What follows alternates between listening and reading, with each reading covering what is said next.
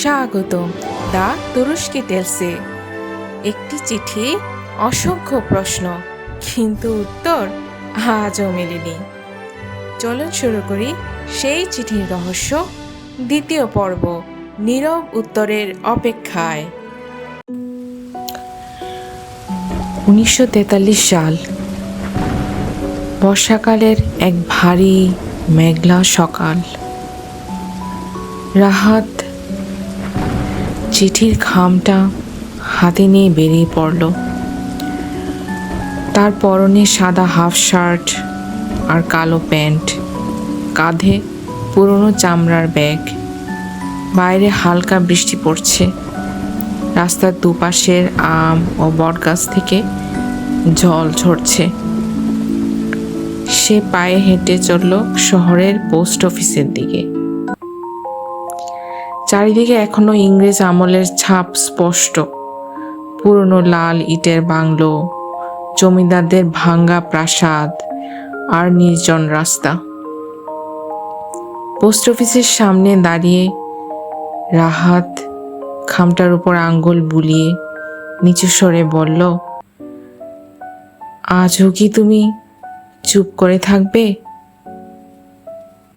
বয়স্ক পোস্টমাস্টার চশমার ফাঁক দিয়ে তাকিয়ে একটুখানি হাসলেন। আবার চিঠি রাহাত বাবু? 3 বছর ধরে একই পুরনো ঠিকানায় চিঠি যাচ্ছে, এখনো কোনো উত্তর আসে নাই? রাহাত ম্লান হেসে মাথা নাড়ল। না আসুক, তবু আমি লিখি। বাসায় ফিরে এসে সে তার পুরনো ডায়েরিটা খুলল। কালির কলমে লেখা প্রতিটি চিঠির তারিখ আর কয়েকটা লাইন। পাতা উল্টাতে উল্টাতে তার চোখ ভিজে উঠল। প্রথম বছরে লিখেছিল বৃষ্টির দিনে সাইকেল চালিয়ে ফেরার কথা, আর সেই জানালায় দেখা এক ঝলক ছায়ার কথা।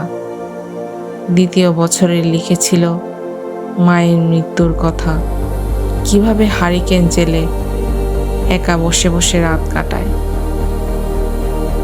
তৃতীয় বছরে শুধু লিখেছে, আমি এখনো অপেক্ষায় আছি, তুমি যদি নাও থাকো তবু আমার হৃদয় শুধু তোমাকেই খুঁজে বেড়ায়। এটা পাগলামি কিনা সে নিজেও জানে না। কলেজের বন্ধুরা বলে, রাহাত ছেড়ে দে, একটা অধেকা মেয়েকে এত চিঠি লেখা কোনো কাজের কথা না। কিন্তু তারা বোঝে না, মা চলে যাওয়ার পর তার জীবনটা যেন একটা খালি ঘর হয়ে গেছে। এই চিঠিগুলোই তার একমাত্র সঙ্গী, একমাত্র আলো। বিকেলের দিকে সে আবার সেই পুরনো জমিদার বাড়ির সামনে দিয়ে হেঁটে গেল। বাড়িটা শহরের এক কোণে, অনেকটা নির্জন জায়গায়। উঁচু ভাঙ্গা দেওয়াল, লতাপাতায় ঢাকা গেট, আর জানালাগুলো সব সময় বন্ধ। কোনো আলো জ্বলে না, কোনো শব্দ হয় না। তবু প্রতিবার এখান দিয়ে যাওয়ার সময় তার বুকের ভেতর একটা অদ্ভুত টান অনুভব হয়, যেন কেউ ভেতর থেকে তাকে চুপি চুপি দেখছে, ডাকছে। সন্ধ্যায় বৃষ্টি বেড়ে গেল। রাহাত ঘরের জানালার পাশে বসে হারিকেনের আলোয় চা খাচ্ছিল। দূরের কোনো বাড়ি থেকে গ্রামোফোনে খুব মৃদু সুরে ভেসে আসছিল কিসমত সিনেমার গান। ধীরে ধীরে আরে বাদল, আমির বাই কর্ণাটকের কণ্ঠে সেই মেলোডিয়াস গানটা বৃষ্টির শব্দের সাথে মিশে আরো বিষাদময় হয়ে উঠছিল। হঠাৎ তার মনে পড়ল 3 বছর আগের সেই সন্ধ্যার কথা। সাইকেল চালিয়ে ফিরছিল, প্রচণ্ড বৃষ্টি। এই বাড়ির সামনে এসে সে দাঁড়িয়ে পড়ে। দোতলার একটা জানালায় হারিকেনের আলোয় এক মুহূর্তের জন্য দেখা গিয়েছিল একটা মেয়েকে, লম্বা চুল, ফ্যাকাশে মুখ, আর চোখ দুটো যেন অসীম দুঃখে ভরা। সেই দৃশ্য তার মনে এখনো গেঁথে আছে। সে ফিসফিস করে বলল, তুমি কে? কেন আমাকে এভাবে টেনে নিয়ে যাচ্ছ? রাত গভীর হলো। রাহাত বিছানায় শুয়েও ঘুমাতে পারছিল না। বাইরে ঝড়ো বাতাস আর বৃষ্টির শব্দ যেন কারো কান্নার মতো শোনাচ্ছিল। অবশেষে সে উঠে বসল। ড্রয়ার থেকে ছোট টর্চ আর তার সবচেয়ে প্রিয় চিঠির একটি কপি বের করলো।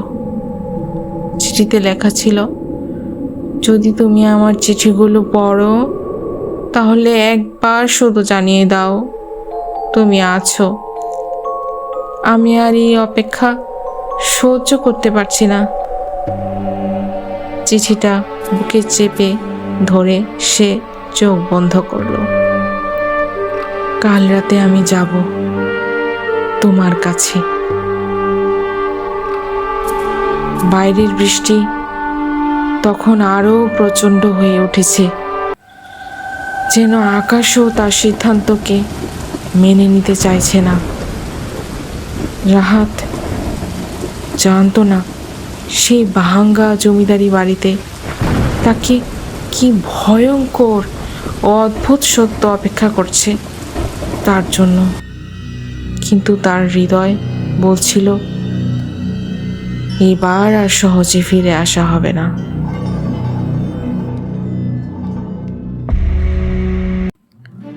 গল্পটি ভালো লাগলে লাইক, কমেন্ট ও শেয়ার করতে ভুলবেন না। এমন আরও রহস্যময় গল্প শুনতে দ্য তুরস্কি টেলস চ্যানেলটি সাবস্ক্রাইব করুন এবং পাশে থাকা বেল আইকনটি অন করে রাখুন। দেখা হবে পরবর্তী কোনো পর্বে।